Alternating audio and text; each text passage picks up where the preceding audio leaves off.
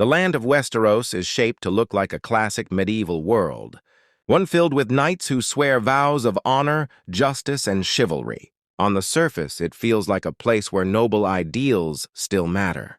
But the main Game of Thrones story exists largely to tear those ideals apart, showing us knights like Ser Meryn, Trant, and Ser Gregor, Clegane, men who wear armor and titles yet fail every promise they ever made, cowards, brutes, empty symbols.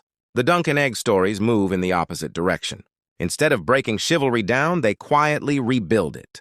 Written between 1998 and 2010, these three short novellas stand apart from the darker tone of the main series. They follow Ser Duncan the Tall, known simply as Dunk, and his young, bald squire Egg.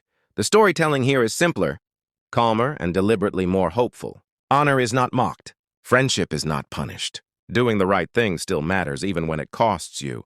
This is not a story about crowns or destiny. It steps away from the fate of the Seven Kingdoms and follows something much smaller. The wandering life of a poor hedge knight who tries, stubbornly, to keep his vows.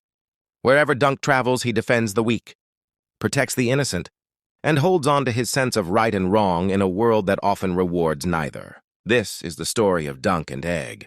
These events take place in the year 209 AC, nearly 90 years before A Game of Thrones, and over 2 centuries after, Aegon the Conqueror unified Westeros with fire and dragons. By this point, the dragons were long gone, extinct for almost 100 years. Yet House Targaryen still ruled, clinging to power earned by their ancestors. That rule, however, had been badly damaged. King Aegon IV, remembered as the unworthy, was a man of excess and neglect. He ignored his duties, indulged his appetites, and fathered more bastards than anyone could count. On his deathbed, he made one final, catastrophic decision. He legitimized all of them.